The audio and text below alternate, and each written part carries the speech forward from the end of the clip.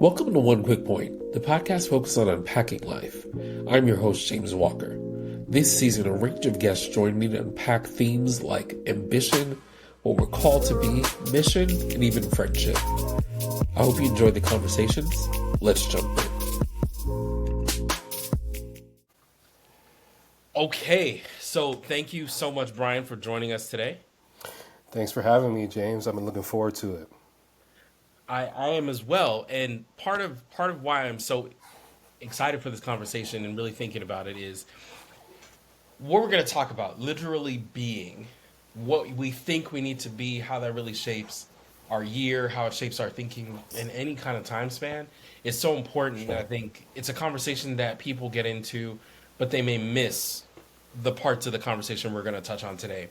So I'm excited for that. But before we really get into it, I really want to start from a place of understanding the origin. And I've Sure. been doing this with all the guests. So we're going to talk a little bit about origin stories. And to kick that off, I would love to understand from your perspective, who is Brian? Yeah. Thank you. Husband, son, soon to be graduate of GW's School of Education and Human Development, creator, entrepreneur, Christian, a lot of things to a lot of different people. And I love it. I love it. You gave me a lot to work with there, just understanding who you are. Where are Sure. you from? I am from Northern Virginia, man. DMV till I die, man. It's a great place to be. That's trademark. Nobody can take that. So Well, you're gonna have to be careful with that second part. I'm from Brooklyn. I am not from Bed-Stuy, okay, but okay, Bed-Stuy do or die. So nice. those are the phrases, but I don't claim it. If I'm claiming Brooklyn, I'm gonna claim Canarsie and Flatbush. Yeah, Maybe yeah. on the right day we get a little bit more. Uh, okay, so you're from Nova, Northern Virginia. Where are your people from? Much cooler places, man.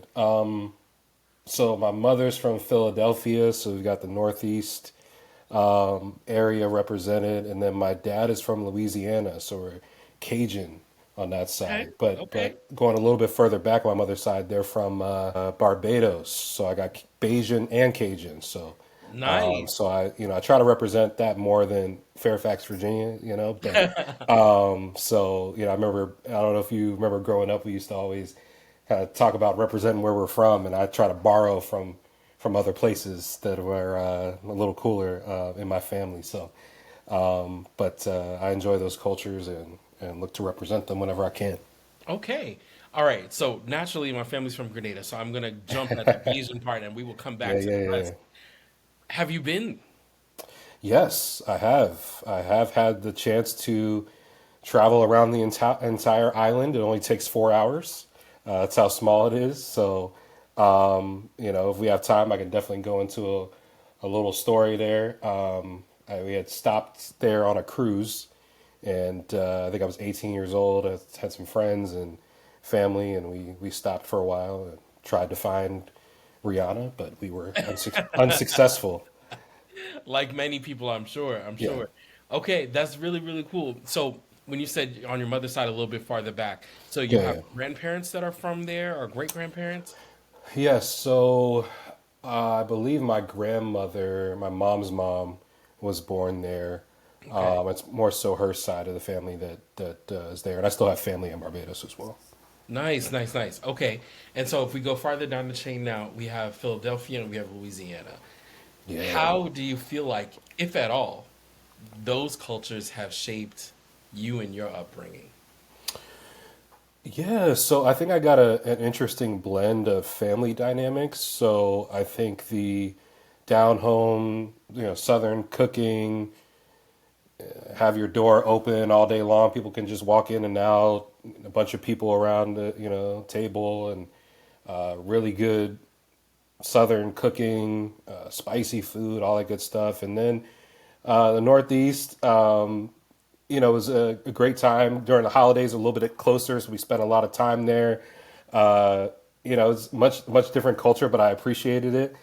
Both sides, both grandparents could make a mean pound cake, so that always was a great part of the experience growing up. But I think it was kind of interesting getting a chance to experience kind of the maybe a little tougher Northeast culture, and then the kind of the southern hospitality that came from one side. So I think it's given me a nice balance Okay. that I enjoy. Okay. And so you grew up in pretty close to where you're currently living. Yeah, absolutely. So in the phases and stages of your upbringing, is there any phase that you feel like was most influential in terms of shaping who you are today?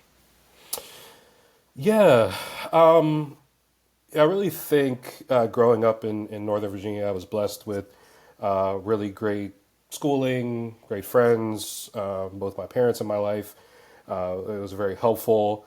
I would say I was really a church kid. I went to Christian school from preschool to fifth grade, then went to public school, middle school, high school, but was very involved in my youth ministry, was involved in college ministry, then ended up working at the church that I grew up in for a number of years for that same school that I went to from preschool to fifth grade. So I really feel like that particular church helped shaped me in a number of ways.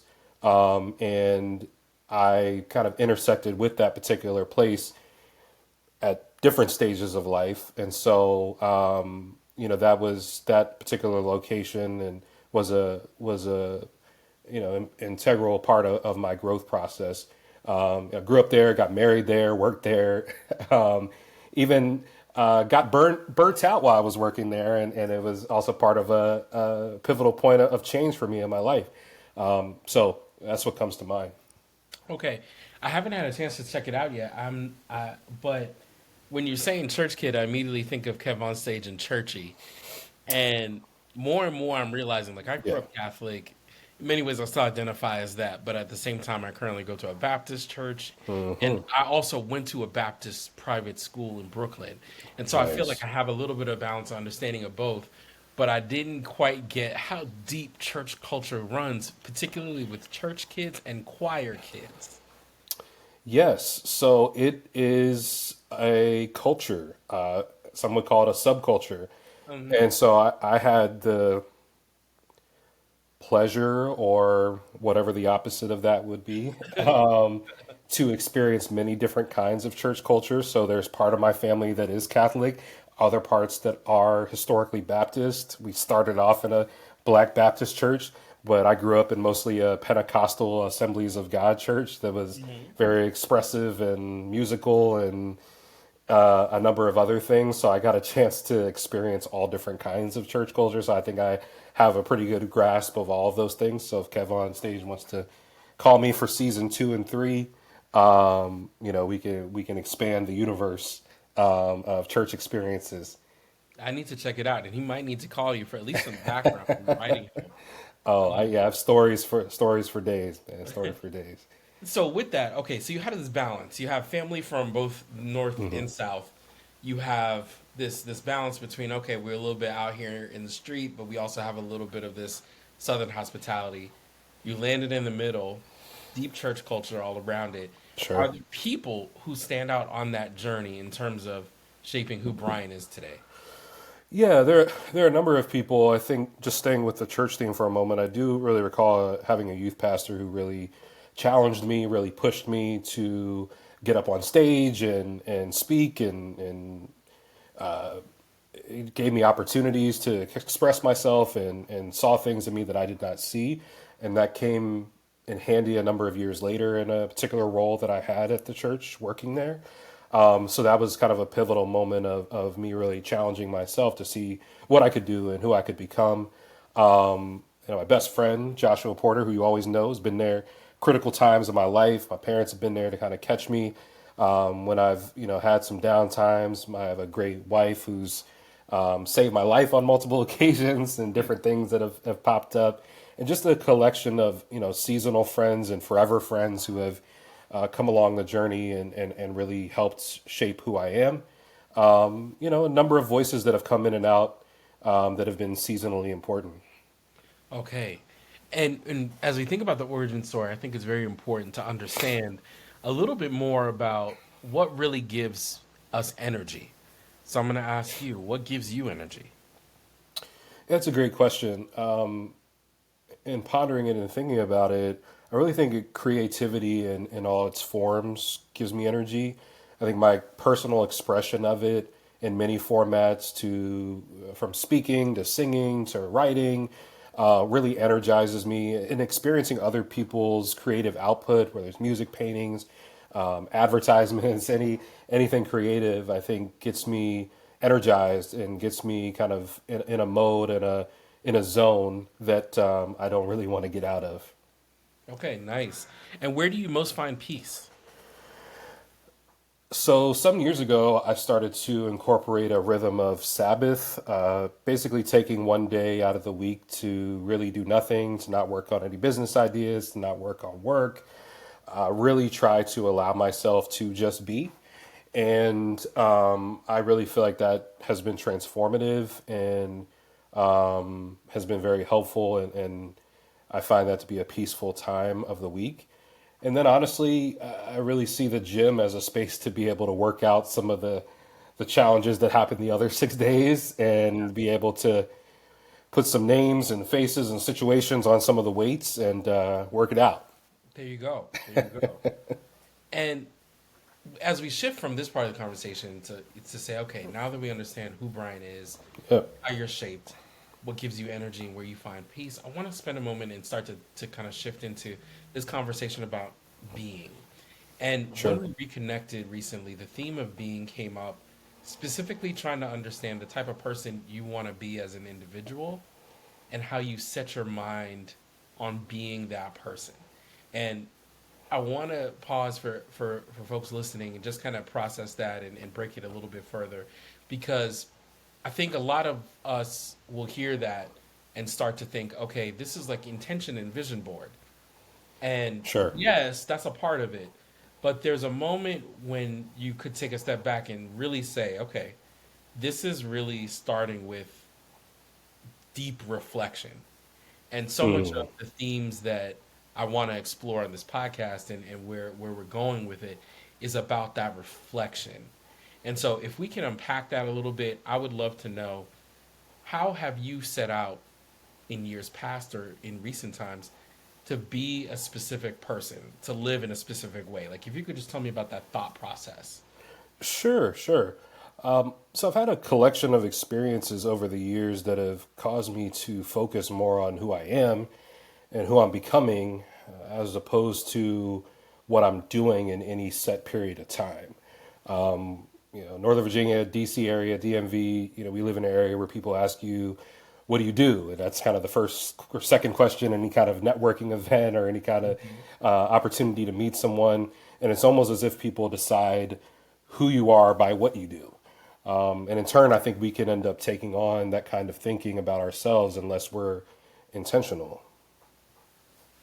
Well, I think that that's really interesting. So, if we're not necessarily going off of what you do, what your occupation is, what you produce, even if we're getting a little bit further into it, Sure. what is that intention centered around for you? So for me, kind of how I look at it is, every year I intentionally pray about, look for, and consider a theme that is arising in my life that will inform what my focus should be for the next year. Essentially, focusing on what or who I will need to be for the next year to be able to fully grasp incoming lessons, take advantage of opportunities, and overcoming challenges. And I kind of look to see how I can infuse that into all areas of life, kind of finances, relationships, business, and that helps me kind of be centered in a certain way and gives me somewhat of an emotional roadmap, if you will, as Hmm. I navigate life, and that kind of centers me into who I am and who I'm being, who I'm becoming, as opposed to taking on what others might try to ascribe to me based on what I do on a day to day basis or what my current occupation is. All right, that is beautiful, and I definitely am gonna take some time to process that for myself because as as you get to a certain stage, and this is anything, it's stages in career, stages in life, you get up in age, and I'm like, all right, I feel like I'm starting to approach the area of time where I could say getting up in age, Yeah, and it does make you think about, okay, well, who are you, and how are you defining that? Is it what you do, what you produce? Is it who you are to other people? Is it who you are to yourself, who you are to a higher being and power that you believe in, and you start to question, okay, how do I define that? And then the second part of it is, okay, well, how do I really live that? And many of us have a pattern of setting overarching goals throughout the year, but you have a pretty clear articulation that you shared with me surrounding be goals and do goals. Can Sure. you guide us through that thinking? The exercise I was just mentioning, has influenced my personal and spiritual growth more than anything else over the last 8 years. I adapted the concept from a leadership podcast I heard from many years ago and made it into my own yearly exercise. And I do call it creating B goals. And really, the idea is kind of instead of focusing on creating to do goals every year, I started focusing on creating to be goals and letting those goals, those B goals, kind of inform the to do goals. Because we tend to allow our doing to inform our being or who we are instead of kind of letting our being inform our doing. And I found that kind of reversing that process is particularly life changing. And to give more context to it, the leadership expert that kind of sparked this idea for me, he talked about this idea that it's always a mistake to decide what you're going to do before you decide who or what you want to be. Because who you are tends to find its way into all you do. So, speaking of character, not like what you want to be when you grow up, but kind of who you want to be as a person, it's always a mistake to decide what you're going to do before you decide who you want to be, because who you are tends to find its way into all you do. So to me, what that means to me is, if people are saying, okay, I'm going to lose 100 pounds this year, versus saying, I want to be consistent this year, consistency will help you lose those 100 pounds. But if you try to lose 100 pounds without any kind of consistency or the habit of consistency being built in your life, it's going to be that much harder. So instead, you can look at a goal like a B goal, like being consistent and seeing how you can incorporate it into your faith, into your family, into finances, into fitness. And then consistency becomes a habit and a building block of character. So, for these last 8 years, each goal that I've had has been a building block of character for me that I take with me and I build upon it for the next year. That is beautiful. That is beautiful. And I appreciate you really breaking that down for us. Yeah. I think we're in the time of year where most people they've already set some intentions. They've they've done their vision boards. They've started that reflection, but now we're getting to a place where people start, maybe they're gonna fall off a little bit, and that part about consistency, it becomes a bit of a struggle and a battle. Yeah. But at the same time, this may be the time where people are in that battle, reflecting and maybe revising and rethinking what that is now that they've had some time in 2024 to get some life on them and see, okay, how's this working out? But you've had some direct experience with thinking about very intentionally who you want to be in the future and in the near future. Yeah. This was your case in 2022, Sure. but the thing you wanted gave you pause. Why? Tell us why. So I had a collection of experiences. Usually what happens, as I mentioned, is I'm praying, I'm reading, I'm considering, I'm thinking, I'm noticing, and certain themes arise every year that I take into account, and I see it as a blessing for those things to formulate into a word that I utilize as somewhat of a guide throughout the year. And in 2022, leading into 2023, I think it was probably August of 2022, I sensed that my B goal for 2023 was going to be joyful. And so, a lot of times when people talk about goal setting ideas or visioning or visioneering or whatever it may be, they don't talk about some of the scary sides of taking some of these leaps and some of these chances. And because I'd had a number of years of experience and of doing this, and you get excited about kind of realizing what your B goal is, I started to kind of think of the other side of having this kind of goal, because usually if you are being challenged to be joyful, there's something that you're going to need to be joyful about. And so I was thinking in my head, what am I going to need to be joyful about? Now, I'd love to be just have a year of joy where all these positive things happen to me and I'm just frolicking around, jumping up and down, having a great time. But I have had enough life and have enough connection to God and kind of how life seems to work that there may be something coming that would require joy, would require me to be joyful. And I remember telling a friend over lunch about this fear and this thought, and that ended up that fear ended up coming into fruition for by the end of 2022 into 2023. So tell me a little bit about that fear and coming into fruition, because it's almost as if in feeling you had a premonition. Yeah. It's the beauty of going through this process of having these building blocks over years is you start to think about why those kinds of words or themes might have come into your life, and then you evaluate and assess what was needed. So for a year previous, I felt like I was being challenged to be humble, and I thought I was already a humble guy. I thought that humility was something that I didn't struggle with. But as the year went on, there were different situations that came up that challenged me in that area. I remember having an issue where a new kind of executive came in to where I was working and was starting to change people's roles.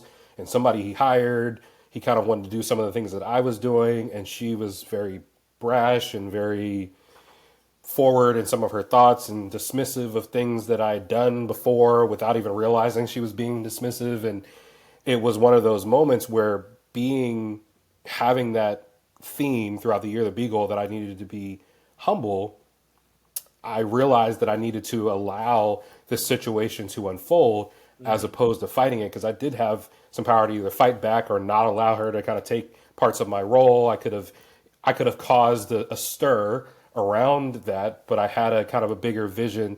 Having that Beagle kind of allowed me to sit above the situation, and I sat back and kind of humbled myself, and it created a much bigger opportunity in a different kind of role that better fit where I was going as opposed to where I had been. And so when I had an experience like that where I was challenged to be humble and there was a moment where I had to put it into practice, that it was uncomfortable, it was frustrating, it wasn't what I wanted, but I had that tool to be able to handle that situation with humility, and that catapulted me to a completely different space than I would have been in if I had just held on and fought with this person who was kind of running roughshod over me and other people.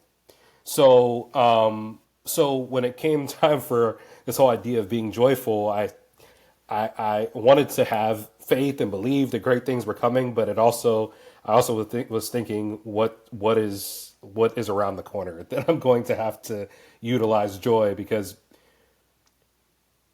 even when I think about old hymns or songs or whatever, joy comes in the morning. It's like, well, that means that there was some dark nights before that, Yes. that there were some bad things. Joy comes in the morning is like, keep going, because after that crazy time period, then joy will come. So I'm like, what's happening at the night before the joy comes? Exactly. So that was kind of a fear and a concern of mine that I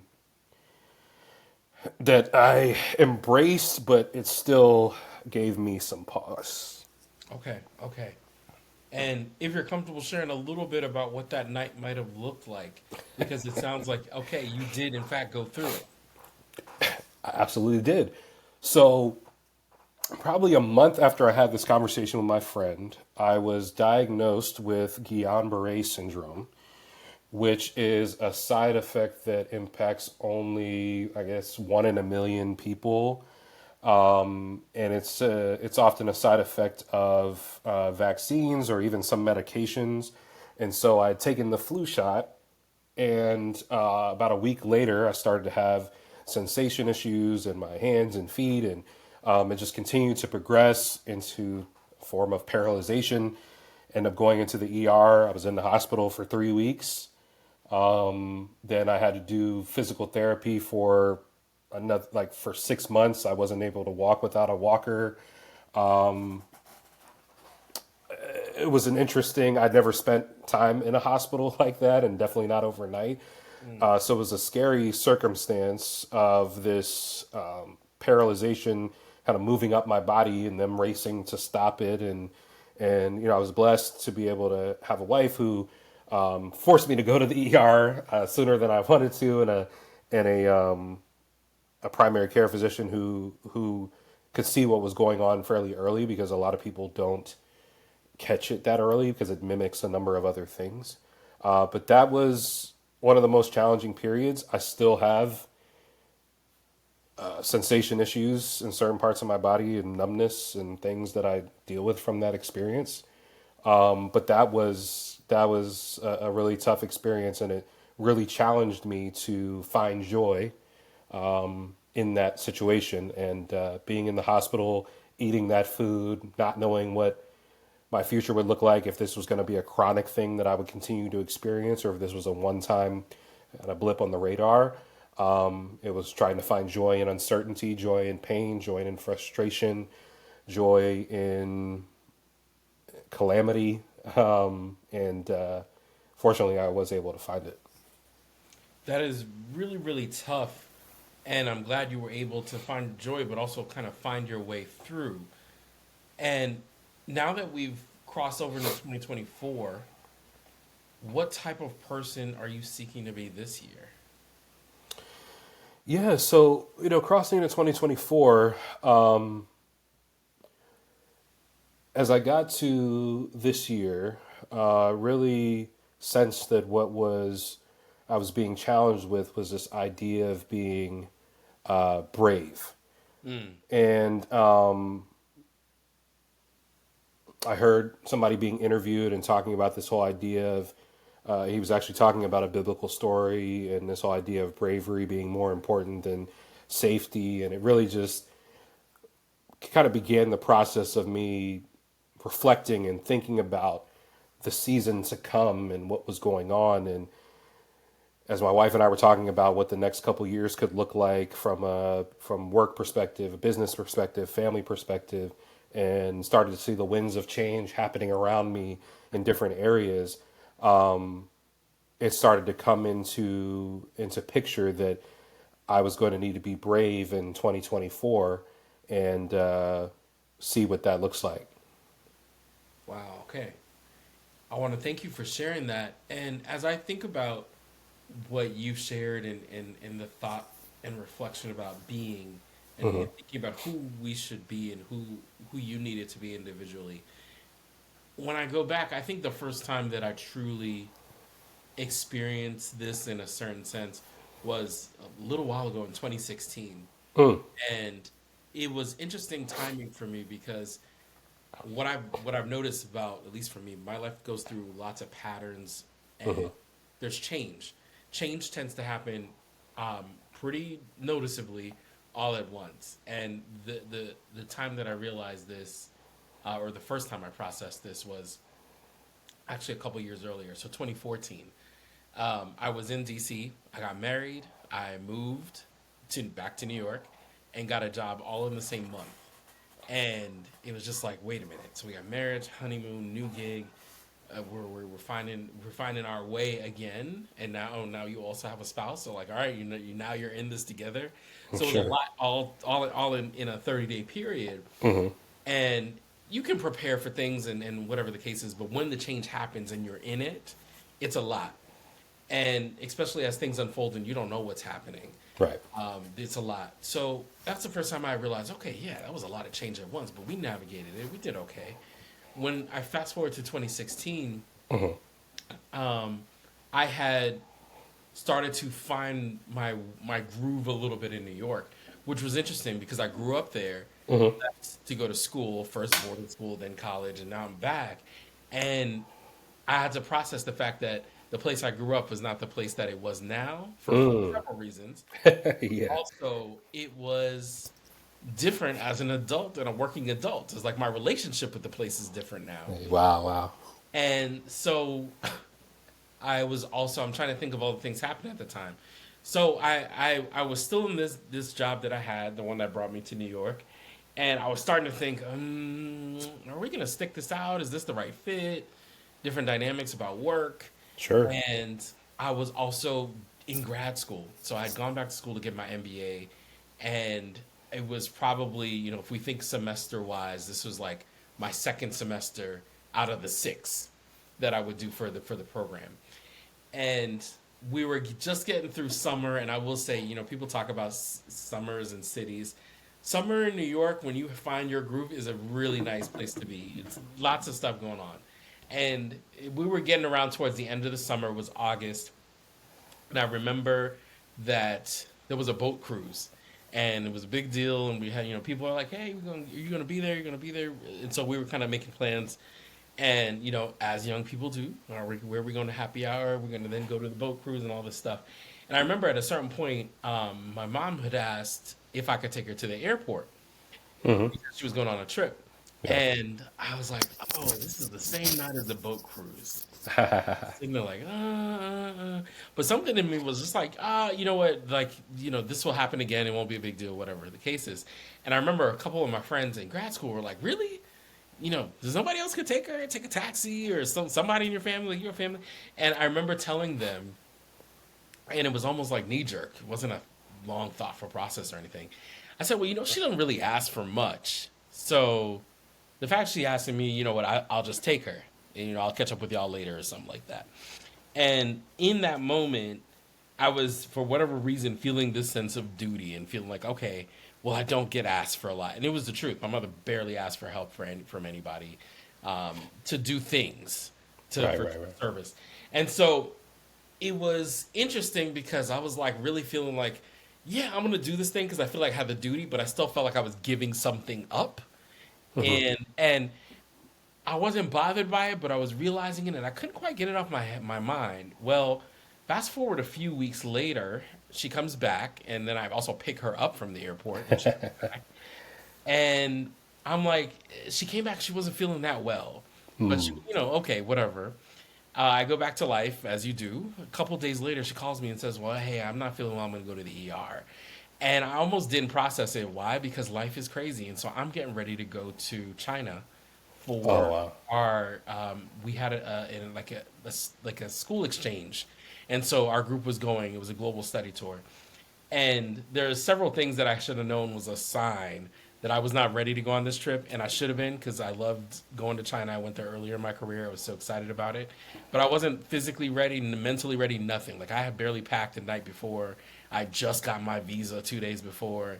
I was like, "What's going on here?" And she said, "Yeah, I'm in the ER. Like, you should come." And I'm still in my head and not realizing, like, wait a minute, you told me to go to the ER. Like, what is happening here? And so I show up, and then I realized, no, you were really sick. And come to find out, she was sick with cancer, Mm. and as it was found, was stage 4. Oh. And so that in that moment, it's like immediately that thought about like duty changed because I immediately became a caregiver.